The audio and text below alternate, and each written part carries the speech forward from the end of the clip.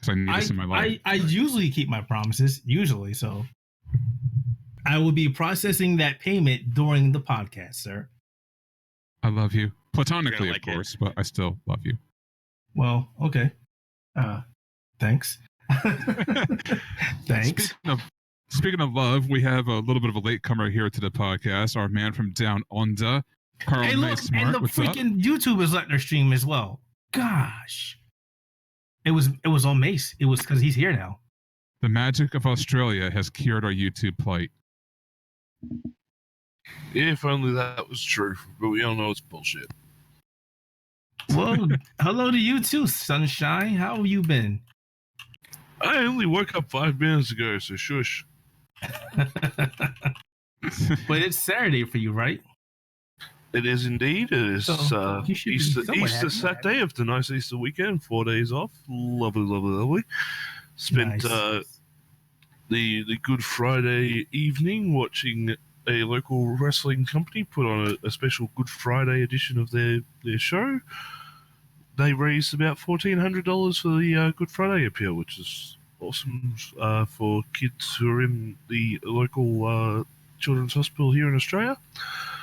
So, yeah, we got out, watched wrestling, and got to donate to a good cause. So that's always good. It kind of stinks that it's restricted to just Australia, because I would like to help the kiddies. I always like to help the kiddies in their gaming. I'm pretty sure a lot of people also are in the same boat.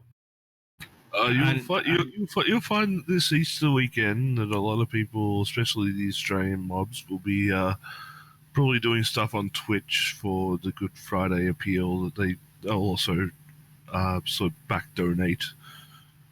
Probably. For stuff like that. So, yeah, so it might be something people can sort of keep an eye out next year with, if they want to, take a look, see if there's any Good Friday charity streams running, or there's always some places that are always doing some sort of charity streams for the kids. I'm pretty sure there will be some. And not to cut you short, for everybody else who's just jumping in, we just got our YouTube connection working. I'm not sure what the heck was YouTube, so we do apologize for that. But you didn't miss much, unfortunately. We did talk about dreams, but you can check that out on the audio portion of the podcast when we post it up there. TLDL, which is too long, didn't listen. Just buy it. Just get this game and buy it. And Josh said he was going up this weekend on the Outerhaven. Which I'm trying to figure out how that's even possible, but okay. Huh? People find ways. Yeah, the yes. Finds a way. Life finds a way. Yes. But all right, speaking of charity streams, the United States does actually have quite a few of them. So don't always have to send your dollars over to Australia. There's also Extra Life, Games Done Quick. Oh yeah, Humble Bundles. There's a lot of options out there throughout the year. If you ever get in the donating mood and want to put your money to a good cause and watch some awesome gaming go on at the same time. So there's that. Speaking of gaming, well, E3 is coming up pretty soon, and Microsoft is pretty much the only conference there, which they've teased. They've pretty much teased some pretty big announcements there, but the big announcement is of E3 itself being the last convention to be at the LA Convention Center, because it's going to be undergoing renovation afterwards. So this will be the LACC swan song. Which is interesting, because when I went to when I went to E3 last year, they were under construction. So it's really interesting that they're still going under construction. And part of that rumor/report is that, it may not be there, but I don't know any other place in that area that they could actually host E3. So maybe it'll leave the state completely. Yeah, E3 next year is going to be really interesting. Either they're going to find someplace else in Los Angeles, or they're just going to basically pack up and go to a new place. I mean, it's not the first time they've went to a new place. Then they go to Atlanta one year and just went right back to Los Angeles. Yeah, at the very beginning. You know what? Bring it back to the East Coast and leave it there. Right. So if you know how much airfare you would save me on and hotel fare? Please come back here. All right. So if it does come back to the East Coast, I mean, obviously I'm thinking you're going to pick New York City, but where would you actually like to see it land then? New York City. See, told you. No, I was going to say really Philadelphia. Okay, how about you, Diego? Where would you see E3 landing if it were to come back east? I don't really know. Atlanta could work again. It's worked before. I mean, if anything, go back to Atlanta. It definitely has the space. But anywhere within the East Coast vicinity would be pretty awesome for me.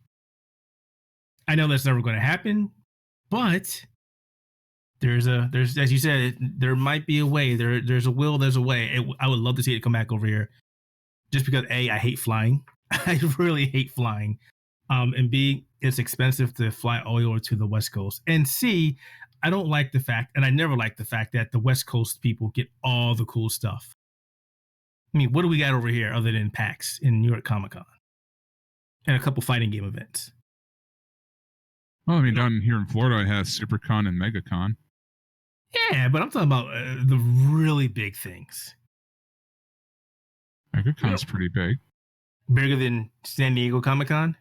Oh, no, nothing's bigger than San Diego Comic Con. Exactly. Not even New York Comic Con is that big. Give us something cool back on the East Coast. Please, bring it back. I love you forever. Keith will, and it'll be platonic, just like my love for him. No, I'll be on there. No, I'll be there. No, it won't be platonic. I literally will love them. Bring it back. There you go, guys. Bring it to the East Coast, and you'll receive all of Keith's love. All of my love and affection. I'm going to have to fight my wife, but... Love and affection. There's a 50-50 on this next topic about the Xbox One S all digital. Has been announced, but the question is it really worth it? Honestly, I'll give my opinion here first. I think this is simply just Microsoft testing the waters. I mean, we are moving in a, I don't know if like a brisk direction, but maybe it's a slow direction towards an all digital future. Even, and we're going to get to this in our main topic, the PlayStation 5 mentioned it's still going with a solid state hard drive, which is obviously a step up from, your mechanical drives. But, having an all digital console is something that we could be looking at in the future. And I think Microsoft is mainly doing this to really test the waters to see if maybe it's worth going all digital. Is it too soon though? Honestly, I mean, can you really say it's too soon? At some point, we're going to reach that point where we're going to have to go all digital. And it's just going to take someone to finally just come out and do it. And that's what Microsoft is doing. So is this going to catapult us into the next, age where it's all digital? Probably not. But it might actually be the spark to actually get people interested and on board with it. Nothing happens unless you take the first step. And I see Microsoft doing this. So, Diego, what do you think about this? Do you think this is something that we will actually see as a catalyst, or this is just going to be something that might fail? The way they're pricing it right now, I don't see it being that popular, but it is 100% a test, and this will be a thing next generation. It's going to be a while before physical media goes away entirely, and I don't think it ever will. I just think it'll become a smaller portion of the industry, kind of like how vinyl is for music. I think the next Xbox will have an all digital version, not at launch, but later. But the way this is right now, I think it's pushing Game Pass, and especially with Game Pass Ultimate being a thing now. But it's still too expensive. It's the same price or a little bit less than the traditional Xbox One S, even though it comes with 3 games. Those games are on Game Pass. And I don't know if people are willing to just save $50 to lock themselves out of physical media. It just makes no sense to me. All right. How about you, Carl? What are your thoughts on it? Good for them. To be like a digital future, I'm very weary of it because I'm still one of those people who are like, what happens when you get to the day when licenses are pulled or servers go down or the Xbox just turns around and goes, well, we're not supporting the system anymore. That includes all your games. I don't ask for a refund. That's one thing that I really just don't like about the digital age at the moment is that you can still get screwed over by things such as that, especially licenses. Look at how many Marvel licenses have been destroyed and those games have disappeared off all the digital shelves, including like your Deadpool, your Marvel pinballs and stuff like that. Why? Because the license expired. Well, you remind me of an old man yelling at the cloud. Well, yeah, I am. I'm pretty much yelling at the cloud. I do not understand this technology, so therefore I fear it. But it's more the legalities that I fear more than the actual technology. You know, we've moved on to a digital future. I've been using a PC for how many years now? I use Steam every day, so I'm used to it. It's just with the consoles, there always seems to be some error or glitch or something that sort of throws it backwards. It's I don't know. It's like there's no way to really archive anything anymore. You know, since the games have gotten so big, like back in Super Nintendo days and Nintendo and that, yeah, if you lose out on the console, well, you always got ROMs. But you don't have those these days because the games are too big. So in a fully digital future with no way to really archive what we have, do you really want to trust a digital future where a company has the major say over what you can and can't download and when you can download it, when you can't download it? Yeah, it's a fair point. I mean, licenses do play a huge role in that, and it's like the whole thing with Rare. You know, like Microsoft, even though they own Rare, they still don't have the license for GoldenEye 007. That was still purely a Nintendo thing. So, you know, unless you own a physical copy of the cart, you know, you're not really going to play it unless you go and download, what was it? Was it Unreal Tournament? The Unreal Engine, they actually did like a clone of it, and they actually just released it for free. Like, unless you find something like that. GoldenEye Source, I think it was, on PC. It was a mod for one of the games, and it was actually a really good recreation. Well worth it. Yeah, so unless you find something like that, then pretty much SOL in that case. So, Mr. Bossman, what are your thoughts on this whole Xbox One S all digital? I'm like literally here, like, I want to talk. Why did you leave me for last? Because you're always the first to talk, and Diego and Carl don't usually get to say anything. I'm sorry, guys. But, okay, so I have a couple different opinions about this. As far as the Xbox One S all digital, one, the name is stupid. Two, this is a big pile of failure. The fact that I can go and get an Xbox One S with a disk drive with several big name games for the same damn price, there is literally no reason for anybody to buy the all digital version. None. Microsoft came in at a price point that was way too high. Maybe at $200, I'd be all in. But you didn't give us anything other than a console without a disk drive, which means you gimped it. I can't watch Blu-rays on it now. I mean, and like Diego said, the games you gave us, Minecraft, Forza Horizon 3, and Sea of Thieves, are on Game Pass. And for the naysayers, we got to remember that Xbox exclusive games stay on Game Pass forever.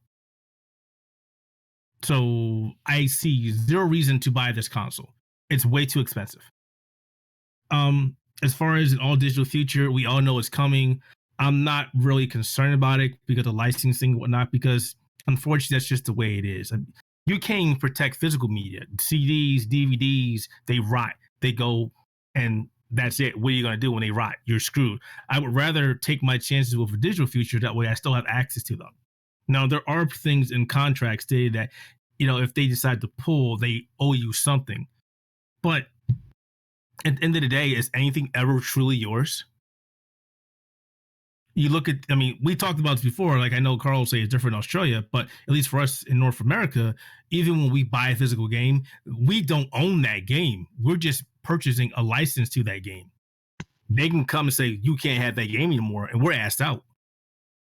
And the digital future is no different. But that's a completely different argument for a different time. But yeah, I think Microsoft overpriced this console. $250. It's $250, right? And right now at GameStop, you can get an Xbox One S, the normal Xbox One S, 1 terabyte with the Division 2 for the same price, $249, brand new. Yep, and a couple other games too. Yep, there's literally no, and some places are selling it for cheaper. So it's like, because I wrote an article about this, and I'm like, this doesn't make any sense. I've seen them for $200 with bundles for new games. Like Xbox One S's are ridiculously cheap now. Yeah, exactly. There is no reason to buy this all digital. What are you getting different? They're both giving you a terabyte drive, a controller, games, and the other Xbox One S's, the regular ones, give you a 2 week or a month for a Game Pass. So I'm not missing out on anything. And with the all digital, you have to buy digital games, which never see price drops as frequently as physical. Exactly. Unless they have some kind of sale like what they're doing right now. Yeah. Because I wrote it. How big's the hard drive, by the way? 1 terabyte, which is a drop in the bucket. Shit ass. Yeah, I said that in an article. 1 terabyte. You're taking away the disk drive. You didn't make the console smaller. You're only giving us a 1 terabyte hard drive. For the difference, you should have gave us a 2 terabyte hard drive. 1 terabyte is nothing. In the article, I went to state, like, for example, Forza Horizon 4 plus the DLC is 74 gigs. Forza Motorsport 7 is almost 100 gigs. Gears of War 4 is 112 gigs. Red Dead Redemption 2 is 114 gigs. The way this is going, you download a handful of games, you've done filled up that 1 terabyte drive. Then what? Uninstall, reinstall, uninstall, reinstall. Then you run issues with data caps or your bandwidth in general. No, that 1 terabyte drive was a bad move. But coming at 249 was even worse move. Yeah, this needed to be sub 200 to be successful. Because you're literally just paying the same price for an Xbox One S with less functionality. That's all you're doing. And the disk drive version is cheaper in most places too. So you're paying more for less. It's ridiculous. Exactly. And I love how, and I'm not digging at Microsoft. And for those who listen to this, might be saying, hey, you're just hating on Microsoft. No, I am actually one of Microsoft's biggest supporters. But I will call out a silly decision. And this is a silly decision. Yeah, if this was cheaper, it could have been targeted at a very specific type of consumer, people who have a PlayStation 4, a PC, and Nintendo Switch, who want to play Microsoft first-party exclusives, but don't want to break the bank on a new console. But it needed to be a lot cheaper than this for that to be the target consumer. And it needed to be sub 200 for this. It had to be. Plus, the name sucks too, like you said. The name is the Xbox One Sad Edition. I saw that. It's like, no, this is no. Bad move. If this is a test, this is going to be a bad test. This reminds me of Capcom putting out Darkstalkers Resurrection and it didn't sell well. Well, you're not getting anything else now because this didn't sell well. We know Microsoft isn't going to do that. But if they were to release the sales numbers, the sell figures for this console at the end of the year, I can guarantee it's not going to be good. Yeah. And they want to keep $50 between the normal Xbox One S and this price. But I'm not seeing that happening right now, considering normal Xbox One S's are cheaper. Yep, I don't see it happening. Once the Xbox One S drops to like 200 permanently, and this is 150 with the $50 difference, it might be kind of appealing. But even then, 50 is not enough of a difference to make it worthwhile. No, and like you said before, you lose access to physical media. So this is going to be marketed towards people who don't have an Xbox, who want an Xbox, and don't care about picking up only digital games. Which is going to be havoc for parents that don't know the difference and pick up this. And they're like, and the kids are like, it's going to suck. I said, no, I wanted the one with the disc drive, not this one. I can't play these games. It's going to happen. Oh, yeah, for sure. They look exactly the same, too. It's just missing a little slot for the disc. If you looked at the commercial that they had for it, they literally took a piece of white tape, put it across the system. It's like, yeah, there you go. Hey, you can take all those broken Xbox One X or S's with the broken drive, just put a piece of tape on it and sell those. Yeah, bad move, Microsoft. There's probably some up on eBay just like that right now. Yeah. Somebody go eBay, Xbox One sad. 150. This drive doesn't work, but it's all right. It's all digital. Oh God. It's called the sad because that's what it makes us all. You make us all sad. Bad move, Microsoft. I want to believe, but not this way. Not good this idea, way. flawed execution. Yes. Yeah, the naming of the system just screams Don Matrick, even though he's not even there anymore. Do not mention that man's name. God, Don Matrix. Oh, no, I did it. Damn it. Well, better name then, Sega, because they announced 10 more games for the Sega Genesis Mini. Oh my God, yes. Among those games is Streets of Rage 2, Shinobi 3, Sonic 2, Contra Hardcore, Echo the Dolphin, many others. And looking at the list, I say the Sega Genesis Mini is shaping up to be quite a powerhouse when it comes to retro gaming plug-and-play consoles. Yeah. Yeah, so basically it has a complete total now of 40 titles and it's scheduled to release this September. So, well, we don't have all 40 yet. We got 20. They have 20 more games to announce. Well, yeah. I mean, it's going to have a total of 40, yeah. but obviously we haven't gotten there yet. But I mean, obviously this makes it the most robust console out of all the ones, like the NES Mini, the Super NES Mini, the PlayStation Classic. This has the most games out of all of them. So for $80, I mean, that's literally like $2 a game. That is a hell of a deal. Plus you're getting hardware to play it on.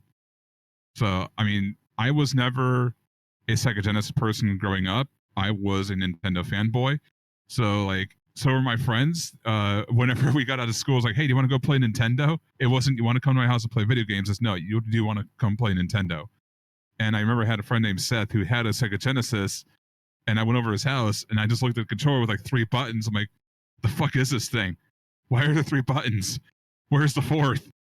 It was just absolutely funny to see a Sega system, you know, through my eyes. Can I say I'm not a fan of the 3-button controller? I really wish we got the 4-button controller, but only a Japanese market is getting that one, which really stinks. It is a 6. Yeah, we need the 6. Yeah. So for someone like me who didn't grow up with Sega, missing out on all those great games and seeing this, I'm actually really tempted to drop the $80 on this when it comes out later this year, just so I can go back and experience the things that I missed as a kid growing up. Well, the enthusiast in me says, why not just do an emulator? But the person who wants to support Sega, I definitely want to say that, at least on paper, this is spanking the Super Nintendo Classic, because we got that system in North America, and there were some games on there that people were like, this game shouldn't have been on there. And we really got a really poor selection. As far as the Sega Genesis Mini, they're doing everything that we want. They're giving us all the games that we want so far. It's better than that. What was it? The anniversary edition collection that they brought out. What was it, from AT Games? Oh, yeah, that terrible piece of junk. Which is what Sega was going to go with in the beginning, and everybody was like, "Please don't go with them. Please don't do that," and they dumped them. Thank God for that, because like, I'm just looking at the games that they've just added, and I'm looking at it going, okay, Echo the Dolphin, which wasn't in that collection, Castlevania Bloodlines, that wasn't in that collection, Sonic 1 and 2, Streets of Rage 2, hell, you get both Castle of Illusion and World of Illusion. World of Illusion never saw a Western release. Are we getting Echo, or is that just Japanese? No, but then again, I'm looking at European release. Oh, okay. I'm looking right here at the one on Engadget, and it does list Echo the Dolphin. Okay. Actually, yeah, we are getting that. Yeah, cool. So, you know, Comic Zone, the original Toe Jam and Earl. Yes. Like, yes. They're really pushing a lot of games that weren't on the last collection due to, like, licensing issues. I think Capcom had the Castle and World of Illusion games. And that's the amazing thing. Again, World of Illusion never saw a Western release. Nope. And that's the thing. We got those 2 games, which is giving people a lot of hope that we might see Sonic 3 because of the whole Michael Jackson thing. And we might possibly see Moonwalker, because I know a lot of people are asking for that game, which is also tied up due to licensing in Michael Jackson. I want to see it. I love Moonwalker. Again, a game I haven't played, but hopefully it gets in, because I would enjoy, giving it a try. The only thing we don't know yet is if this will let us use Bluetooth controllers, because 8BitDo has a really nice 6-button Bluetooth. Wireless controller. Excuse me, wireless controller.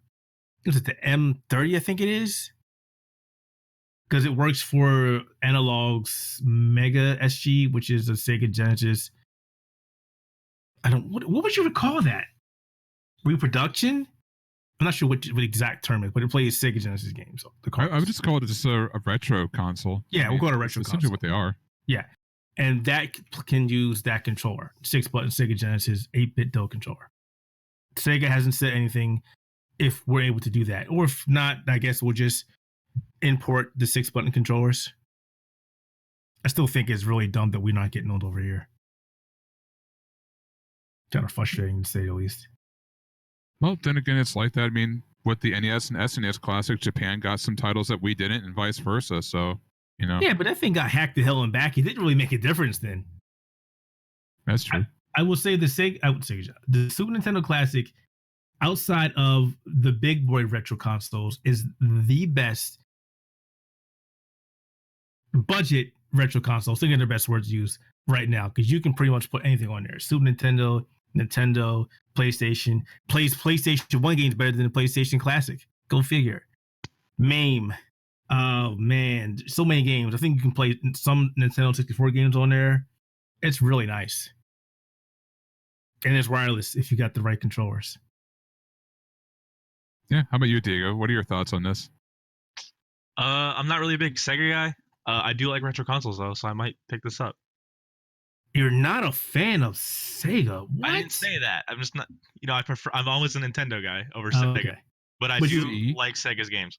Okay, so I was gonna say, I'm gonna put you on a spot. So what is one of your favorite Sega Genesis games? Genesis games? Yeah. Sonic 3 Knuckles. I like the music, but that might not happen. I played Streets of Rage. Finally, Streets of Rage 2. That is a good beat 'em up. I really like that game. Yeah, that was the result of the ongoing rivalry with Capcom and Sega. Final Fight versus Streets of Rage, and they were great times until Streets of Rage 3 came out. Not one of my favorites. I know some people love that. Beat 'em up games when I was growing up. Obviously, Double Dragon was a staple. River City Ransom was really good too. Yeah, it was. Did anybody ever play POW from SNK, Prisoners of War? That was good. And of course, Bad Dudes. Yep, Bad Dudes was awesome. Data East. Oh, rest in peace, Data East. Love that game. And a really, really obscure game, Combator Tribes. I think Technosoft also did that after Double Dragon. I may be confusing that. Yeah, but anyway, Sega Genesis Mini coming out September. Really good console, retro console. Definitely pick it up. I think most of us will be getting it. I think if you really are on board with this, you might want to probably put a pre-order in, just because of the popularity of the Super Nintendo Classic, and that thing sold out, and you know how long it took for it to get back in stores. This, that's because Nintendo's stupid, and they put in, that false sense of, what the hell is it? False sense of rarity, and they could crank out more consoles. It just held off. I mean, let's be honest here. Let's just throw it out there. They did that deliberately. It prints its own money. We've got to do this for the people. And even though it is taking forever and a day to come out, so it's like Final Fantasy VII Remake. I mean, if Square Enix ever wanted to make a decision where they needed more money, they just announced that game, which they did, and it just prints money. And I'm pretty sure no matter how long it takes to make that game, as soon as it comes out, people are going to buy the shit out of it. Yeah. So just before we move on from this topic, one last question for everybody on the panel here. Taking into consideration what's come out already and how sort of free they're being with licensing, if you had one game that you want to add to this collection, what is it? Phantasy Star 2. Honestly, like I said, being a Nintendo fanboy growing up, I wasn't fully aware of the Sega Genesis library. So, honestly, I would say Sonic, but it's already on there. So, I mean, if I'm going to experience Sega, I might as well experience it through their biggest mascot. And they've already got it on there. So, what I want is already there. Sonic 3 and Knuckles isn't confirmed yet, right? Or are they working towards? Not confirmed. I suppose for myself, even though it would be a pain in the ass to play on the 3-button controller, the original Mortal Kombat. Oh, yeah. Because the Genesis was the only console that had it done properly with the blood and everything else. Didn't need a code to put it in or any of that bullshit. Wait, you didn't like the green blood? I didn't like the green blood or the blue sweat or whatever the fuck they decided to put on the Super Nintendo. That was so stupid. But mind you, I'm still holding a little bit of hope that we get some, like, just as like a special bonus or something. The last 5 are a mixture of 32X and Sega CD games. I don't know if we're going to see any Sega CD games. Well, I guess the big part is how powerful is this retro console going to be? they haven't said anything about that, which is part of the issue. Dude, it's 2019. If this shit can't emulate 32X and Sega CD, it has no business being on the current market. Yeah, pretty much. Hey, I'm just calling it how I see it. They haven't said anything. Yeah, but never mind. Capcom's home arcade is pretty much one of the most ugliest things I've ever seen. I don't understand how they can announce a joystick in the shape of their logo, but that's neither here or there.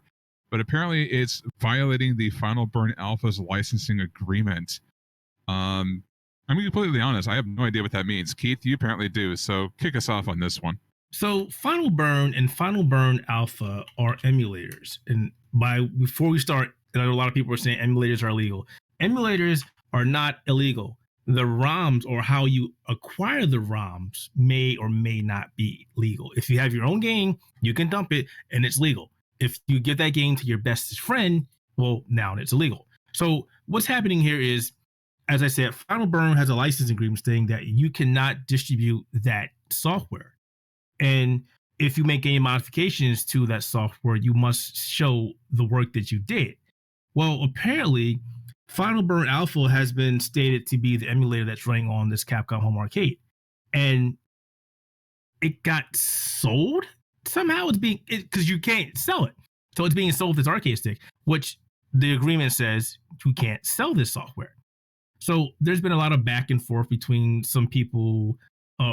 Barry Harris, one of the main developers of Finalburn Alpha, stated that the Finalburn Alpha has been licensed to Capcom for the home arcade. Speaking of which, Capcom is not the one who's making this stick, by the way.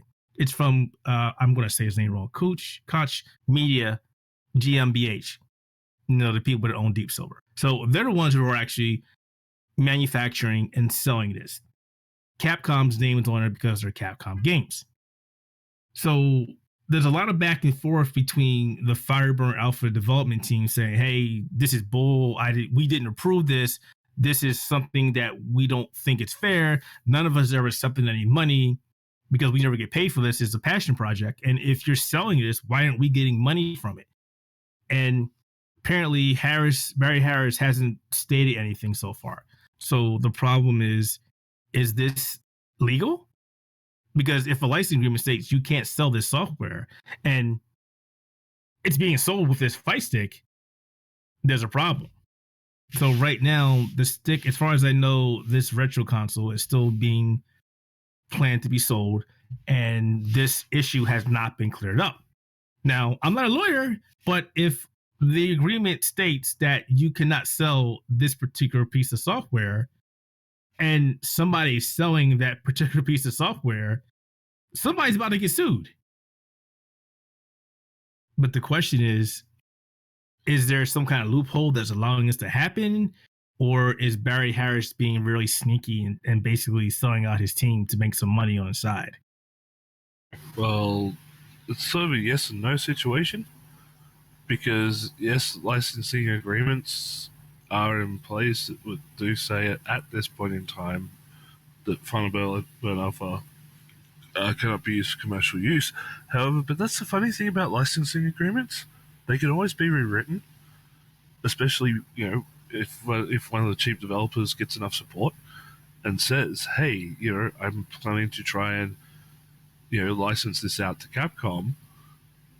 Are we okay with this? If he gets enough people turning around backing him saying yes, okay, cool, let's change the licensing agreement so that we can do this with Capcom. Well, that's the problem. One, the people aren't saying it. And two, the guy who is one of the chief developers on it now is not the original creator of it. The original creator wrote the software and then quit, said, I'm not doing this anymore. So if the only way this actually can get sold is if he comes back and changes the agreement, who is no longer in the scene. But he's walked away, so he's given up his rights. No, he's the one who put the license in place. You can leave, you can write software and walk away. Your licensing stays in effect until you die. But then again, that's also the other thing. How do we know he hasn't gone to the creator? As you said, nobody's saying anything. Nobody's saying anything. Yeah, nobody's saying anything. it's just a really bad situation that nobody knows what's going on.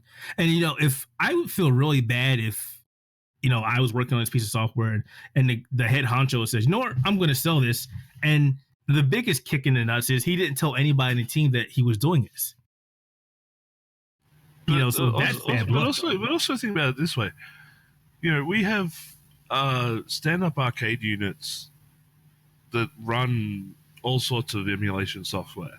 Mm-hmm. You've got the multi ones that run probably about 3 or 4 different builds of Finalburn Alpha. There's basically like Raspberry Pis in a smaller case. How is this different to what's like the non-legal ones that are out there? Because it's a bigger company doing it. It's not like so in other words, because there's bigger money involved and there's a good chance that these motherfuckers can get paid. Now they're getting salty. Well, it's not just that. Shut your fuck up with your morals. It's not even that. I mean, if it's a mom and pop store selling your stuff and you can go after, the most you can do is tell them stop. And no, stop. I'm talking about like jumping on eBay and you search up arcade emulator or something like that, and you pull up these the Pandora sticks, the Pandora boxes and stuff. Those things are illegal to like a mofo. Those things are completely. Those things run Finalburn Alpha. They probably run about 2 or 3 copies of it. There's a couple of things that are sold in stores that are using Finalburn. Yeah, but this is the thing. Why is it that it's now the time to kick up the stink, as opposed to all these other places that they could have tried to get these guys shut down or something? No, they don't want to because there's really no money involved that they can get a hold of. Now, and it could be that these salty motherfuckers are looking at a payday. So now they're getting their hackles up. They need to shut the fuck up. I'm sorry. This is one of those situations of where you can't pick and choose your battles. Either you fucking fight it from day one, or you don't wait until something comes along where you can always be guaranteed to get paid off. And like I said, I agree with you on that one, but at the same time, it also was a really shitty move on the boss man to turn around and sell his entire team. It's not cool if he's making all the bucks and the rest of the guys who also work on the project aren't getting anything. It could be that as well. Well, hey, you're not putting us in, you're not giving us a piece of the pie. How's that cool? We're doing the work just as much as you are. Where's our cash? Again, it's an ugly situation. Where does it say show me a contract that says that those motherfuckers have to get paid? Well, where does it show that he should get paid? You find there'd probably be an agreement in place. Probably. We'll never know until they start talking. But the smart people in this situation are the ones who have contracts. If the other people who are working on the development of Finalburn Alpha don't have a contract in place, then they're not getting paid. Their options are shut the fuck up or leave. Well, like I said, we'll have to wait and see what happens. But I think the biggest issue, though, is the fact that you're advertising that you're using a piece of software that has been stated, no, this cannot be sold. It's messy. Very, very, very true. At least they're like straight up honest about it. Unlike PlayStation, who we don't know anything about the emulator that we're working about. It might be this PSXE thing that's over here, but they're not telling you about it. Yes, PlayStation Classic was a mess too with that one, and well, the entire console was a mess. So I'll leave it at that. That thing flopped so bad. It was glad I didn't drop the $100 or the $80 or the $50 or the $40. I'm glad I didn't buy it. Yeah, because I'd be kind of upset. Yeah. And the entire gaming community was also incredibly upset as well because the console was crap. But speaking of PlayStation consoles, hopefully this next one isn't, because they confirmed, I don't think they really announced it because we already knew it was coming, but they basically confirmed the PlayStation 5's existence. And Mark Cerny, who basically is their lead systems architecture designer, basically ran down some pretty impressive specs. So we don't know what it looks like. We don't know what software is going to be on it, what games are coming for it. We just know hardware. And right now, it's basically going to be running a customized AMD Ryzen processor, or at least a processor based off of that technology. Yep, Zen.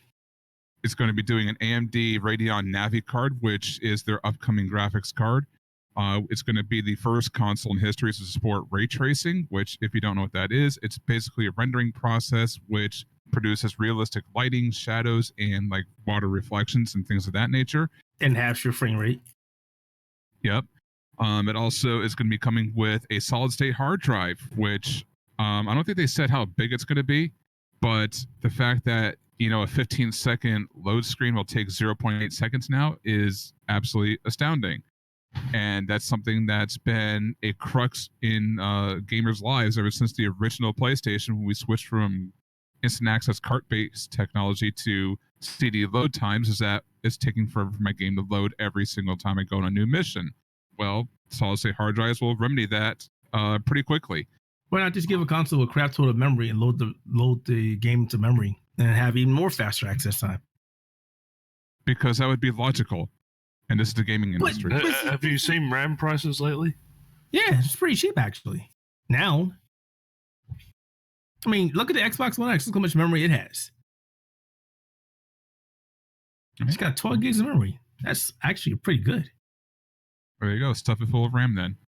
It's also going to be supporting 3D audio. So obviously this is designed to work with surround sound systems. So if you have like a Dolby 7.1 or at least a headset, which is preferred, that will emulate 7.1, then you're pretty much good to go to get the full 3D audio experience. If you don't, then obviously it's going to sound just like your games do today. So don't worry about it.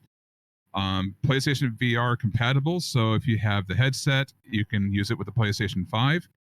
Resolutions will be natively 4K with 8K support. And as you know, there's no television out there unless you're like super rich and have one custom made or something along the lines of a business standard.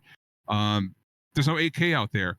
So it's future-proofed, guys. It's going to have 8K resolution for when it does happen, which I don't think it's going to happen for a while, but hey, it's there. It's nice to have. And one other thing, PlayStation 4 backwards compatibility.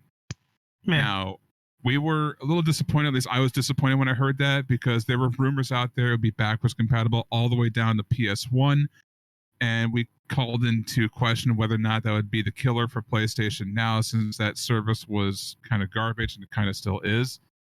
But apparently they're still on the whole argument that the PS1, 2, and 3 had custom architecture for the consoles, so it's not as easy to make that backwards compatible without going through software emulation. But since the PS4 and PS5, from a hardware standpoint, would be very fundamentally the same, just upgraded stuff, it's a lot easier to emulate, or at least just have the games run natively from a PlayStation 4. So at least you're getting last gen backwards compatibility. So I guess that's a half a win. I'll take it. But yeah, impressive console from a hardware standpoint. Really? Yeah, I'm sorry. All right, so I'm sorry. The PC Master Race would like to speak. No. Keith, go ahead and tell us why a console which is going to be, the same for everybody at an affordable price fucking sucks. Go ahead and tell us. No, I don't think it sucks, and I don't want to go first, but I did want to put in there. I don't agree with the whole backwards compatibility part, because the Xbox 360 is a completely different architect from the Xbox One, and Microsoft was able to get that working. They're also emulating the original Xbox One games. I don't think it's so much of a hard to, or impossible to get done, or very hard to get done. Is more so as, do we really want to? Yeah, it can be done, especially PlayStation 1 and 2 games, but the PlayStation 3 cell processor is so just weird. It's the bastard brother stepchild of the Sega Saturn, which is finally emulated. So it can be done. And the PlayStation 5 sounds powerful enough to brute force that PS4 emulation. It's just, I don't know if Sony's going to devote all their time and effort into that at the start of the generation, maybe midway through, kind of like how Xbox adopted backwards compatibility about halfway through this gen. Yep. They also are going to have PlayStation VR support, which is something I know a lot of people are very happy about. Yeah, I mentioned that. Was that? Yeah, I mentioned that. No, but I'm saying that's a great thing. That is going to be good, because the biggest issue with the PlayStation VR right now is the PlayStation 4 isn't exactly a powerhouse. Yeah, so you kind of need a Pro for it to be usable. And even then, it's PlayStation 5. Then it's nothing compared to PC VR. Right. Yeah. I don't want to sound like it's PC, and I hate using this master race, because it's not that. I really want to have both the upcoming PlayStation and the upcoming Xbox to be worthwhile consoles. And I wrote an article today. I really think that the focus of these consoles, or one of the main focuses of these consoles, should be frame rate. I don't like how they came out the gate and said, hey, we're working on, it's going to be 4K and we'll support 8K down the line, because Xbox One actually supports 8K down the line. But as we've seen right now, there are a lot of developers focusing on 4K, native 4K, or checkerboarding, and they forget the most important thing: a stable frame rate, anti-aliasing, some actual details, a game looking like a game that you want to play. 4K is great. Great. It's amazing. It looks good. I like having my eyes having the orgasm as I watch a game. It's fantastic. Great. But when my game is running at 30 frames per second or sub 30 frames per second, there's a problem. And I'm fearful that we hear these buzzwords being tossed around that they're going to forget about one of the most important aspects of gaming is the frame rate. We don't want a cinematic 23 frames per second at 4K, because that's garbage. Nobody's going to want that. 30 frames per second capped would be nice, but as we know, there are a handful of games on both the Xbox One X and the PlayStation 4 Pro that can accomplish that.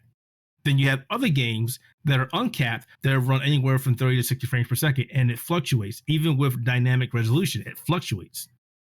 I want them to focus on frame rate. Focus